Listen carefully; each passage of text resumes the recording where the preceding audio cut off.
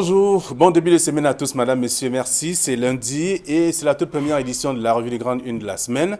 La nouvelle expression parle de Maurice Kamto ce matin. Le conseil de Kagame Abiya, c'est le grand titre. Le journal fait savoir que le président rwandais a adressé donc une invitation au président du mouvement pour la renaissance du Cameroun qui, d'après lui, peut donc mieux gérer le Cameroun. C'est à lire en page 3 du numéro de ce matin. Le même journal parle des élections municipales, le RDPC et la part du Lion, le Rassemblement démocratique du peuple camerounais. Plus que par le passé, c'est donc tailler l'essentiel des communes du Cameroun. Quelques partis politiques l'accompagnent dans ce sens. C'est à lire en page 7 et on parle également du scrutin du 9 février 2020. Un monde à venir dénonce. Dans son rapport, l'ONG relève des cas de bourrage des urnes, des charters, l'achat des bulletins de vote et puis la falsification même des chiffres. Donc l'installation aussi des bureaux de vote dans des domiciles privés, le rachat des PV, également à lire en page 5. On parle également de transactions foncières dans le numéro de ce matin, des usurpateurs rattrapés. Le village Kolmbon dans l'Unkam connaît donc une ambiance paisible après le démantèlement donc d'une bande qui s'est donc octroyé de faux titres fonciers pour s'accaparer les terres. C'est en page 3 et on a possible d'inviter aussi Barthélemy Komtuente qui parle également dans le journal ce matin. Le journal La Nouvelle Expression qui a également d'autres informations que je vous invite à lire aussi. Le journal Éco-Santé parle donc de l'humanisation des soins et services. Incursion donc à l'hôpital et district de la Cité des Palmiers à Douala. Le journal fait savoir qu'il y a des actions qui sont menées avec une fréquentation de plus de 3000 patients par mois. Cette formation sanitaire affiche fière allure malgré notamment l'absence d'une ambulance et l'étroitesse même des lieux. Réaction des professionnels de santé à découvrir dans le dossier de la page 6 à la page 7. On écoute également le docteur de cette formation sanitaire qui parle aussi de l'affaire des bébés volés, du bébé volé donc à Douala. Docteur Biakolo Essomba apporte justement des éclairages qui sont contenus dans le même journal, disponible en kiosque ce matin. Le journal Le Soir hebdomadaire parle des municipales 2020. Voici les maires que les citoyens attendent. Ils sont nombreux. Le journal rappelle également la date du double scrutin le 9 février dernier et parle dans des millions de Camerounais qui sont rendus aux urnes, qui soit pour aller boycotter, soit pour aller voter ou encore pour notamment voter nul. C'est le journal qui l'a dit ce matin en proposant tout un dossier sur ce qui s'est passé ce jour-là. C'est dans le dossier proposé par le tabloïd en question qui est en kiosque aussi qui s'intéresse à autre fait. Le journal Intégration parle donc des problèmes anglophones au Cameroun. Une conférence internationale sur le Nozo à Washington. Tout un dossier à lire ce matin également. Le journal a d'autres informations à lire sur le plan de l'économie dans le cadre des activités de la CEMAC, la nouvelle année du gouvernement de la commission. C'est à lire dans le journal ce matin. Émergence pour sa part parle des investitures des maires dans le RDPC, grincement de dents et panique dans les rangs de cette formation politique. D'ailleurs, la circulaire de Jean Koueteke, le secrétaire général du comité central du RDPC, a donc créé lire auprès de certains militants. Ça fait grabuge en ce moment dans cette formation sanitaire. Et on parle de Saint-Éloi Bidung qui parle des maires. Les maires sortants ont donc cultivé la haine entre les tribus. C'est ce que le militant du RDPC ouvre donc comme combat de Pandore depuis quelque temps. C'est à lire dans le même journal ce matin. Le journal qui est disponible en kiosque aussi, il s'agit du quotidien Le Messager qui parle de crise anglophone. Saint-Valentin noir à Ntumba, donc parlant notamment de plus d'une vingtaine de personnes qui ont été massacrées le 14 février, jour de l'amour, selon bien sûr le journal. Que s'est-il passé concrètement? C'est à lire dans le journal Le Messager. C'était dans la localité de Ndongamantoum. C'est le numéro de ce matin. Hôpitaux publics, donc vers la paralysie des morgues. Le journal fait savoir que le personnel médico-sanitaire est donc en grève depuis ce matin pour notamment revendiquer un certain nombre de faits qui aujourd'hui, après notamment les promesses faites par les pouvoirs publics jusque-là, n'ont pas été réalisées. Il faut aller à l'étape supérieure. C'est ce que disent d'ailleurs ces derniers dans le journal Le Messager de ce matin. Le journal Mutation parle donc d'abstention électorale, des mots pour le dire, avec notamment tous ceux qui ont contribué pour que le scrutin se déroule dans de très bonnes conditions. C'est le dossier proposé par le journal. Les Camerounais sont restés, en tout cas, beaucoup sont restés chez eux s'ils ne sont pas allés voter, alors qu'il y a bien de choses qu'il faut revoir. C'est le journal qui propose donc le dossier ce matin, c'est à lire. Il y a fait à lire aussi. Le journal Économie parle également de l'économie moderne avec près de 2 millions d'emplois créés donc en 5 ans. C'est ce que le journal propose pour dire que c'est le résultat des chiffres compilés donc par le président de la République, Paul Biya, depuis 2015 en matière d'insertion socio-économique des jeunes. C'est le dossier proposé également par le journal L'économie de ce matin, qui a d'autres informations à lire aussi. L'œil du Sahel parle de l'extrême nord. Boko Haram, agir ou mourir, avec une image donc d'une localité qui a été incendiée par ces derniers. C'est le journal qui propose également le dossier ce matin et dire en même temps qu'il y a Boko Haram, 11 terroristes neutralisés par l'armée camerounaise à Mawa. C'est une autre localité de cette partie du pays et d'autres informations à lire ce matin, parlant notamment de Mawa 1er, rue de bataille autour du poste de maire. Et aussi on parle de Ngon. L'UNDP manifeste contre la victoire du RDPC dans cette partie aussi. Et le journal Essentiel Cameroun, pour sa part, parle également de municipal uniquement du 9 février 2020, la nouvelle hiérarchie des partis qui sont donc aujourd'hui considérés, selon bien sûr le journal, on parle du RDPC, l'UNDP, du PCRN et du Social Democratic Front et d'autres partis politiques. Voilà le classement qui est fait par ces derniers et avec des explications à lire ce matin dans le journal. Le journal Cameroun Tribune parle des tirages au sort du CHAN 2020, le grand soir, pour dire que tout cela passe aujourd'hui et également avec des autorités, notamment en présence du Premier ministre et également du président de la CAF et d'autres personnalités du monde du football. À lire dans le dossier proposé par le journal Cameroun Tribune de ce matin, qui a également d'autres informations. Le Popoli parle notamment des 87 lunes de Paul Biya avec Lèche et Salamalèche. Donc, selon le journal qui dit, a été dit, donc avec une caricature des membres du gouvernement Paul Biya qui tient dans son gâteau et qui tourne le dos carrément à ceux-là qui viennent lui souhaiter joyeux anniversaire. C'est à lire dans le journal satirique de ce matin qui parle aussi des lions indomptables avec les lions en chevaux de Troie et également qui sont en pleine joie. Qu'est-ce qu'ils ont fait? Peut-être un match nul. Le journal explique tout cela dans le numéro, donc le journal Popoli de ce jour. Voilà ce que la presse nous propose ce matin avec nos invités déjà sur ce plateau. Thierry Nyope, bonjour et bienvenue. Bonjour Flavien Ndongo, bonjour à tous ceux qui nous écoutent ce matin. Je n'oublie pas Bernard Batana qui n'a pas manqué de nous charrier ce matin. En réalité, c'est un plaisir d'être là. C'est un jour assez particulier. C'est un grand retour, mais c'est également un jour particulier pour une personne qui me tient à cœur. Ah oui. Ça, on l'a compris en même temps. Bonjour Bernard. Bonjour Thierry, sois bien revenu. Bonjour. Bonjour. Qu'est-ce qui vous arrive ce matin? Permettez-moi aujourd'hui de rendre un hommage à mon frère qui a été assassiné vendredi dernier en Diki village, par Ndiki Nimeki. Il s'appelait Imbite Grené et vulgairement on l'appelait Capo. C'était à la suite du processus électoral? Non, il a été assassiné par un jeune. C'était un frère, c'était un ami, c'était un confident. Très bien. Allez, en tout cas, on comprend bien ce qui peut arriver aussi. Ça arrive pratiquement. Alors, la presse ce matin s'intéresse à autre chose et beaucoup plus à la politique. Voyez-vous, la nouvelle expression qui parle de ces élections municipales avec le RDPC, la part des Lions, et également un monde à venir qui dénonce également ce qu'on a pu observer sur le terrain. Dans son rapport, l'ONG relève des cas de bourrage des urnes avec des charters, l'achat des bulletins de vote, aussi la falsification des chiffres et puis l'installation même des bureaux de vote dans des domiciles privés. C'est ce que le journal essaie de peindre un peu comme ce qu'il a pu observer sur le terrain. Oui, c'est un regard d'observateur. C'est certainement basé sur des faits assez probants qui auraient permis d'ailleurs aux formations politiques en lice de poser le problème au niveau de la phase des contestations. Et vous savez d'ailleurs que dans plusieurs communes, il y a eu des contestations et les dossiers ont été... on attend la suite, mais là où il n'y a pas de contestation, on sait que jusqu'ici, les conseils de plein droit auront lieu. D'ailleurs, commencent pour certaines localités demain mardi. Pardon. Et ça se poursuivra le 25 de la semaine, le 25 février, donc le mardi de la semaine prochaine.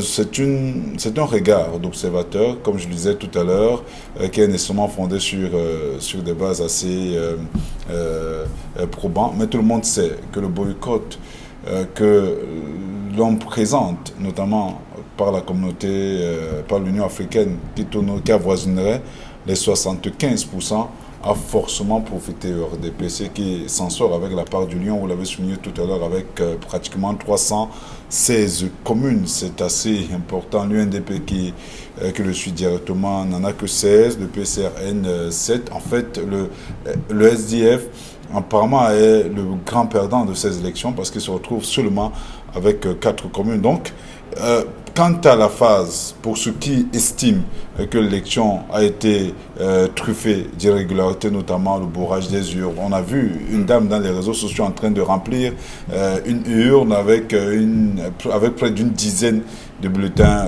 de vote. Il y a eu des images comme cela.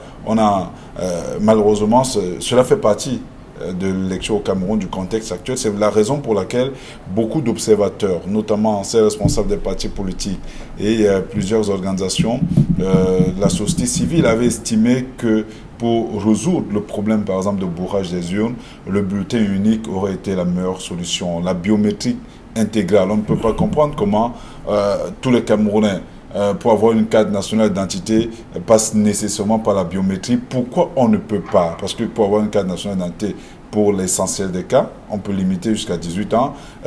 On peut reprendre le même fichier pour amener les gens à voter, ne serait-ce qu'avec leur carte d'identité. Cela permettrait, pourquoi pas, d'avoir un taux de participation assez remarquable, mais également limiterait des cas de fraude que nous avons, que l'on observe ou que l'on a observé sur le terrain, et cette dénonciation-là, donc un bulletin unique aurait permis de faire. C'est un monde à venir qui essaie de dénoncer en tout cas tout cela dans le journal ce matin, la Nouvelle Expression. Vous êtes d'avis avec? Alors, vous savez, venu d'un monde à venir, c'est une ONG assez crédible.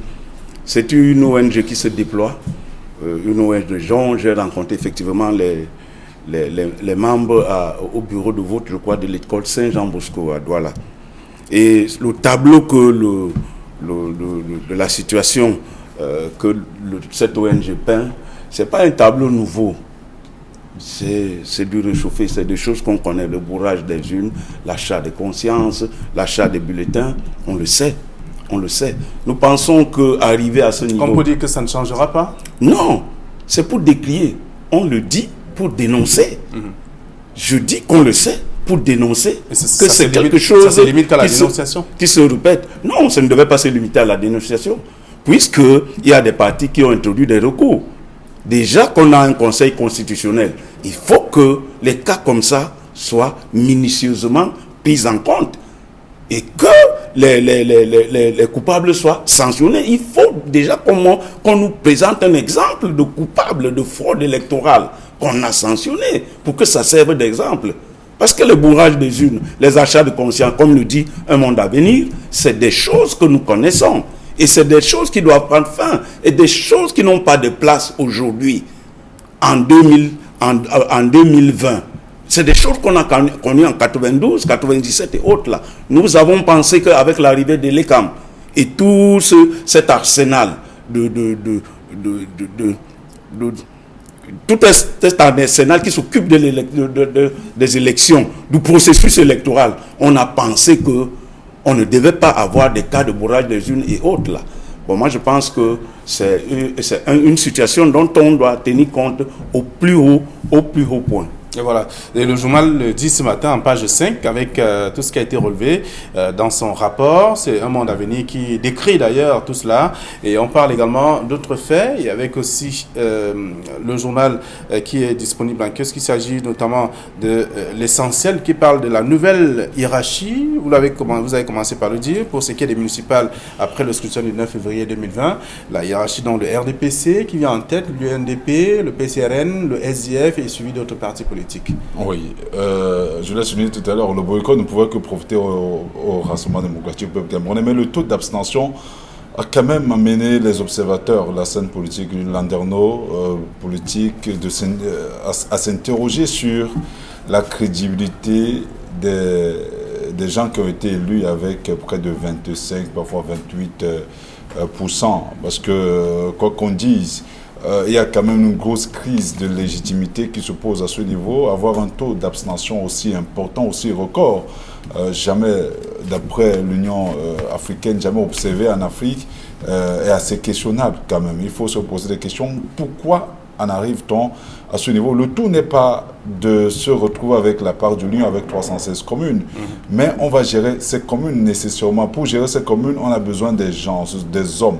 Alors, s'il y a déjà si le maire a un problème de légitimité au sein du corps social, cela renvoie également à la mise en... Comment le maire va-t-il mettre en place tout le processus, toutes les bonnes intentions qu'ils ont véhiculées pendant la campagne électorale? C'est bien dommage. Mais il faudrait que les Camerounais comprennent que l'abstention ne pourra profiter qu'au parti régnant, au parti gouvernant. La preuve, le RDPC se retrouve avec 316 communes. Aujourd'hui, les autres formations tirent le diable par la queue. Et ce sont ces gens qui, pendant 5 ans, s'il n'y a pas un cas de force majeure, notamment au niveau de la vacance du pouvoir, notamment au niveau des chamboulements politiques, il est clair que ce sont ces gens qui ont été votés avec ce fort taux d'abstention qui vont continuer à gérer ces municipalités-là. Donc le RDPC va gérer ces 316 communes malgré le taux d'abstention. Il faudrait que l'on le sache. Donc la politique de la chaise vide est peut-être un message, un signal fort, mais cela n'apporte pas grand-chose dans la gestion des affaires, dans le fonctionnement de ces municipalités-là, parce que pour l'instant, nous parlons des municipalités en attendant que les résultats des législatives soient connus. Donc, voilà à peu près le problème à ce niveau. Il faudrait que l'on le comprenne. Aujourd'hui, oui, on a entendu le CPP avec le mouvement, l'organisation Stand Up for Cameroun demander que tous les Camerounais qui sont abstenus descendent dans la rue, manifester tous les vendredis matin, s'habiller en noir, descendre dans la rue pour revendiquer, pour contester tout ce qui est fait jusqu'ici. Mais n'oublions pas qu'on sait dans quel régime nous sommes, on sait comment les manifestations non autorisées sont généralement gérées. Donc il faudrait que toute proportion gardée, que les Camerounais sachent exactement quoi faire à ce niveau. Alors Bernard, vous dites un mot, ou alors je vous propose le titre de mutation ce matin, puisqu'on parle d'abstention et autres, il y a mutation qui parle d'abstention électorale, des mots pour le dire. Effectivement, des mots pour le dire. Il y a eu ce déploiement spatial du RDPC qui conforte sa situation de parti État dominant. Et donc, pendant les prochaines 5 années, en tenant compte du fort taux d'abstention, il y a une forte majorité qui va subir la dictature de la minorité. Parce qu'il y a eu un fort taux d'abstention. On avait des taux qui allaient jusqu'à 80%. Donc 20% des Camerounais vont régner sur 80% pendant 5 ans, grâce à ce qu'on appelait le boycott. Et Thierry l'a bien dit, le boycott qui en profite. C'est vrai que c'est un verre à moitié plein et à moitié vide. Selon qu'on se trouve d'un côté comme de l'autre, le boycott est un succès comme un échec. Mais finalement, des mots pour le dire, ce boycott-là, à qui profite-t-il? C'est la grande question qu'il faut poser. À qui profite-t-il? Aux politiques qui ont démissionné de leur rôle régalien. Ils nous ont sévré de l'émulation qu'on rencontre lors des grandes campagnes, des élections de proximité. À qui profite? Au RDPC, à qui on a ouvert un boulevard et qui s'est déployé davantage. À qui profite donc le boycott? Au SDF, qui dans le nord-ouest et le sud-ouest a perdu tout son bastion. Voilà les questionnements qu'il faut poser pour que les mots soient dits. Voilà les questionnements qu'il faut poser par rapport à cette élection. Est-ce que les gars qui vont prendre les communes sont ceux-là même qui viennent par la volonté populaire? Parce que n'oubliez pas, c'est des élections de proximité. Maintenant, quand on parle de carte communale, il faut quand même saluer 2 hommes que j'ai beaucoup appréciés. Kwemo dans le Honkam et Kingen dans le Mungo, qui sont des gens qui focalisent, malgré la forte pression du RDPC, ils ont réussi à se tirer d'affaire. Il faut aussi saluer le déploiement du PCRN, qui a pu se positionner comme étant un interlocuteur politique valable. Mais en tout état de cause, est-ce que cette élection politique, cette élection de proximité, qui a dessiné, qui a donné l'ossature de 5 prochaines années, l'ossature communale, est-ce que ceux qui seront à la tête sont ceux-là même que le peuple a voulu qu'il soit à cette place? De toute façon, on jugera le maçon au pied du mur. On verra bien ce que ça va produire. Et Mutation qui propose dans ce matin, parlant d'abstention électorale, des mots pour le dire. Quand même, c'est un jeu de mots en même temps. Oui, quand on parle de mots, c'est avec M-A-U-X. Quand on parle de mal, il faut donc comprendre qu'on n'a pas lu, malheureusement le temps ne nous l'a pas permis, la quintessence de cet article. Mais quand on parle de mots, pas des mots M-O-T-S, on veut simplement toucher la gangrène. Et là, quand on parle de gangrène, je vous rappelle que tout le monde a vu ce qui s'est passé.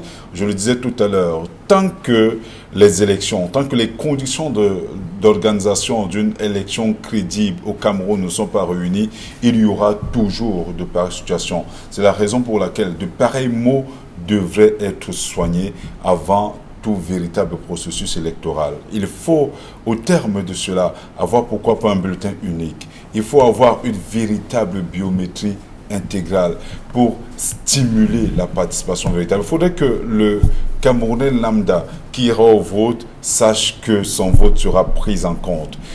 Parce que cela va éviter des choses comme des charters, cela va éviter des choses comme le bourrage des urnes, cela va éviter un certain nombre d'éléments qui sont décrits en tant que mots qui gangrènent justement le processus électoral au Cameroun. Il faudrait que ceux qui nous gèrent le comprennent. Parce qu'on a beau dire que les Camerounais ne sont pas descendus voter simplement parce que certaines formations politiques de l'opposition ont appelé à ce boycott. Les Camerounais eux-mêmes n'en ont plus besoin. Ça veut dire que ce n'est pas parce que le MRC ou le CPP ou les autres formations politiques... L'engouement s'est émoussé. Bernard l'a dit tout à l'heure, du fait de cette absence de crédibilité des hommes susceptibles de créer cette émulation. Les politiques ont démissionné. Aujourd'hui, au RDPC, on ne se cache pas pour dire que toutes les batteries seront mises en œuvre pour continuer à gérer sans partage. Et cela se voit. Ça va davantage s'accentuer aux législatives, au niveau de nos différents, au niveau de la Chambre basse, notamment l'Assemblée nationale. Le RDPC va une fois de plus dominer. Et que peuvent faire les partis politiques minoritaires à l'Assemblée nationale? Rien du tout. Donc le RDPC va continuer à imposer sa loi au niveau des projets de loi, sa loi au niveau de la gestion des affaires, sa loi au niveau en réalité de tout. Donc tout ce qui sera fait, les Camerounais qui se sont abstenus vont les subir. Ça veut dire quoi? Ça veut dire que si le gouvernement de la République décide d'augmenter les impôts, il n'y a aucune formation politique de mettre une loi à l'Assemblée nationale, il n'y a aucune formation politique de l'opposition capable de faire le contrepoids parce qu'il n'y a même pas. Les partis politiques de l'opposition n'auront même pas un seul groupe parlementaire à l'Assemblée nationale. Le seul groupe parlementaire sera celui du RDPC. Le RDPC va imprimer une fois de plus sa manière de voir et de gérer le pays sans contrepartie, sans partage véritable. Et c'est bien dommage. Et les politiques doivent savoir le comprendre. Il y a eu des champs d'expérimentation de la coalition qui n'ont pas marché. Mais il faudrait que ceux qui comprennent, ceux qui prêchent par le boycott, nous, les Camerounais, qui demandons aux autres de ne pas participer à ces élections, et ceux qui ne participent pas devraient savoir que la démocratie est perverse. Ceux qui ne participent pas, malheureusement, subiront le diktat, Bernard l'a dit tout à l'heure, de ceux qui auront participé, même s'ils étaient 10%, malheureusement. Alors, pour continuer, moi je pense que les lois se fabriquent à l'Assemblée nationale par les députés. Pour participer à la fabrication, à l'élaboration des lois, à l'adoption des lois, il faut aller à l'Assemblée nationale. Et cela passe par les élections. Le RDPC, comme on le dit souvent, ne va jamais servir le pouvoir sur un plateau d'argent. On ne peut pas servir. Et bien que les partis d'opposition le sachent. Parce que quand on va, c'est pour conquérir le pouvoir. Vous vous souvenez quand même qu'au sein de cette formation politique, il y a quelques, je le dis entre guillemets, quelques récalcitrants qui vont parfois à l'encontre même des directives données par la hiérarchie de ce parti. Oui, mais là, c'est le débat interne au RDPC. Et même à l'Assemblée. Même, je dis par rapport à l'opposition. Oui, mais parce que les gens s'ennuient là-bas. Par rapport à l'opposition. L'opposition devait s'unir pour faire bouger les lignes. Pour faire bouger les lignes, il faut aller aux élections et être représenté à l'Assemblée nationale comme dans les communes. On ne peut pas faire bouger les lignes hors du circuit électoral, hors du circuit qui fabrique les lois. Moi, je pense que c'était une grosse erreur. Et pendant les 5 prochaines années, on va subir la dictature. D'accord, on l'a compris. On l'a compris. Maintenant, la Nouvelle Expression a proposé un autre sujet ce matin, parlant de Maurice Kamto, le conseil de Kagame, à Paul Biya. Le président rwandais a adressé une invitation au président du mouvement pour la Renaissance du Cameroun, qui, d'après lui, peut mieux gérer le Cameroun. Oui, c'est une information qui a été prise, qui a été signée Cameroun Web, qui est un site. Il s'agit d'une invitation du président Kagame adressée au président Maurice Kamto, au président du MRC, Maurice Kamto, pour venir donner une conférence à Kigali, au Rwanda. Et Kagame pense que 30 années au pouvoir de Paul Biya ont fait reculer le pays. Et que Kagame était la personne, et que Maurice Kamto est la personne la mieux indiquée pour diriger le Cameroun. Mais là, c'est un point de vue personnel. Peut-être ils ont leur relation d'amitié. Mais c'est un chef d'État qui parle. C'est un chef d'État qui parle. Il parle en tant que Kagame, je ne sais pas quel autre. Il n'a pas invité, je crois, il n'a pas invité en tant que chef d'État, il a été invité comme Kagame, moi je ne sais pas. Mais de toute façon, c'est son point de vue. C'est son point de vue et qui n'engage que lui. Maintenant, est-ce que Maurice Kamto est à même de gouverner un État? Bien, il a fait 14% des suffrages à la dernière présidentielle. Voilà la réponse qu'on peut donner. La réponse, je veux dire, le résultat d'une élection, est-ce que ça va avec la gestion même des affaires? Cela veut dire que 14% des électeurs camerounais ont estimé qu'il peut diriger le pays. C'est ce qu'il veut dire, hein. C'est à cela que ça renvoie. 14% des Camerounais ont estimé que Maurice Kamto peut diriger ce pays. C'est pour cela qu'ils leur ont donné leur suffrage pendant l'élection présidentielle. Très bien. Et donc, le président Kagame pense comme eux. Parce que c'est des points de vue personnels. Très bien. Maintenant, est-ce qu'il peut vraiment diriger? On ne l'a jamais essayé. On n'a jamais mis le maçon au pied du mur pour dire. Alors, dans le texte de la Nouvelle Expression, on lit également que le président Kagame estime que si lui il avait un Kamto dans son pays, il laisserait la possibilité à Kamto de gérer les affaires. Et que c'est lui, en principe, qui devrait le faire au Cameroun. En réalité, le président Kagame, Ben l'a dit tout à l'heure, donne un avis. Mais je crois, à mon sens, que cet avis va à l'encontre de 2 principes. 1, il insulte les Camerounais. 2, il insulte ses propres intellectuels rwandais. Parce qu'on ne peut pas... Ça veut dire, s'il estime que Maurice Kamto a la carrure d'intellectuel pour gérer un pays et que s'il avait un Maurice Kamto chez lui, il laisserait la gestion du pays à Maurice Kamto, cela suppose que d'après Kagame, il n'y a aucun homme politique au Rwanda ayant l'étoffe de Maurice Kamto pour gérer l'après-Kagame ou pour gérer même, pour lui faire front. Mais tout le monde sait que Paul Kagame a mis en prison une dame qui s'était essayée, qui avait battu campagne, qui avait prouvé qu'elle pouvait justement le challenger. Il n'a pas hésité à utiliser les moyens très peu orthodoxes pour la contraindre à ne pas continuer cette bataille politicienne et politique. Donc, quand on regarde ces propos, moi, à la place du président Biya, pour moi, c'est un incident diplomatique. Parce qu'on ne peut pas porter atteinte aussi vertement à un pays. Dire ce qu'il a tenu, d'après les propos qui ont été publiés, diffusés d'abord sur Cameroun Web, et puis dans la Nouvelle Expression, c'est une atteinte grave à l'intégrité d'un pays.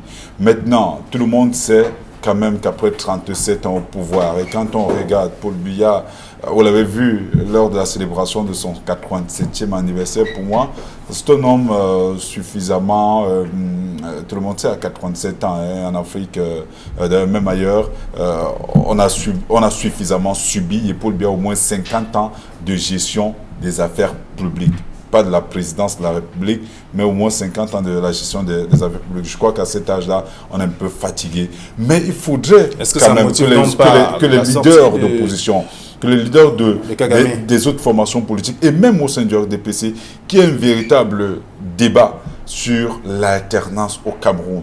Et pour moi, Maurice Kamto, comme tous les Camerounais, comme vous, comme Bernard Batana, comme moi, peuvent gérer le Cameroun. Il a le pedigree qu'il faut, il a la compétence intellectuelle qu'il faut.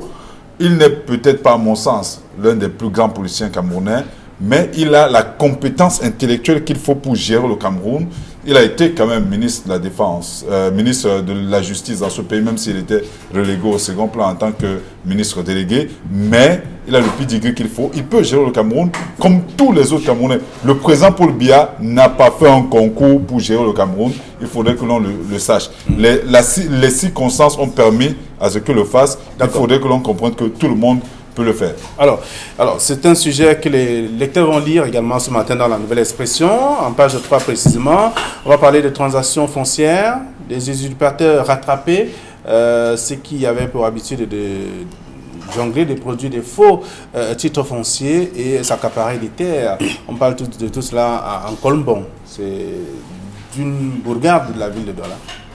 Oui, vous savez, ça c'est aussi un problème séculaire qu'on rencontre tous les jours, les problèmes fonciers, où on a des petits bandits qui s'arrangent à faire des titres fonciers, surtout des propriétaires terriens. On connaît ces usurpateurs qui peuplent les prisons aujourd'hui parce qu'ils ont vendu le terrain à 2 ou 3 personnes. D'accord. Bon, tant mieux si au niveau de Colombo, ils ont été démasqués pour que les gens ne passent pas. Très bien. Alors, les lecteurs vont lire également ça, le sujet en page 3. Merci à vous, chers messieurs, d'être venus sur ce plateau. C'est la fin pour cette première édition de la semaine.